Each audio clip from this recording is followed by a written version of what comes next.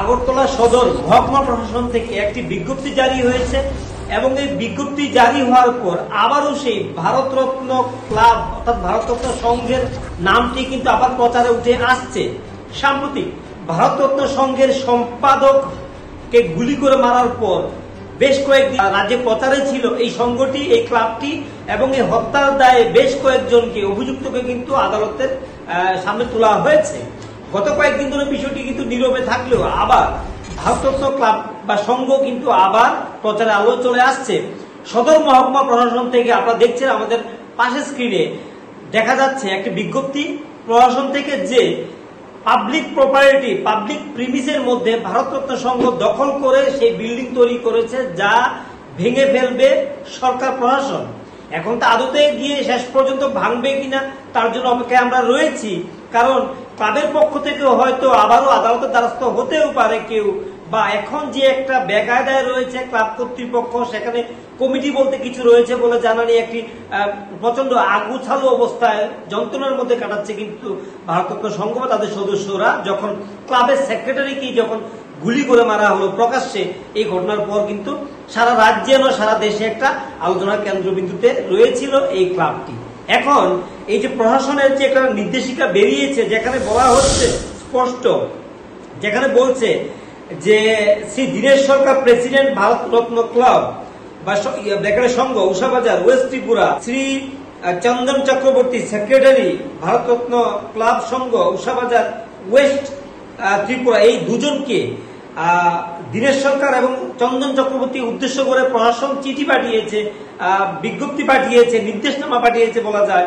বলেছে, whereas it appears that you have erected a building structure etc in the name of Bharatratna Sangha in the public premises described in the schedule below in contravention of the provisions of subsection 1 of section 6 of the Tripura public premises eviction of unauthorized occupants, অর্থাৎ বেআইনি দখল করে রেখেছে বলা হচ্ছে। এই আইন অনুসারে তাদেরকে চিঠি পাঠানো হয়েছে। You are hereby directed to remove the said building of Bharatratna Club within 7 days of the service of this notice or to show cause by 15/7/2024 as to why you shall not remove the said constructed building in the name of Bharatratna Club। এই যে বিজ্ঞপ্তি প্রকাশ করা হয়েছে, সেই বিজ্ঞপ্তির মূলে সেই building সেখান থেকে সরানোর কথা বলা হচ্ছে, অর্থাৎ 15 জুলাই এর মধ্যে তা এই বিল্ডিংটাকে এখান থেকে সরাতে হবে, রিমুভ করতে হবে। এখন বিল্ডিং কিভাবে রিমুভ করবে তা নিয়ে প্রশ্ন উঠতেই পারে, অর্থাৎ বিল্ডিংকে ভাঙতে হবে বা তারা যাই করুক না কেন, এটা ক্লাবের দায়িত্ব। ক্লাব কি করবে? প্রশাসন নির্দেশ দিয়েছে পাবলিক প্রপার্টি পাবলিক প্রিমিসের মধ্যে জায়গা দখল করে রেখেছে ক্লাবটি। এখন প্রশ্ন হচ্ছে, এই ঘটনার পর এখন এই আলোচনা আসছে সাম্প্রতিক যে একটা রোমহর্ষক ঘটনা গেল, প্রকাশ্যে গুলি করে মারা হয়েছে ক্লাব সেক্রেটারিকে। এখন কেন এই ক্লাবটিকে বলা হচ্ছে কোন একটি ইলিগেল বা অকুপাই করে রেখেছে এখানে অন্যায়ভাবে বেআইনি ভাবে, এখন বলা হচ্ছে তাহলে এই ক্লাবটি কি নতুন কিছু ছিল?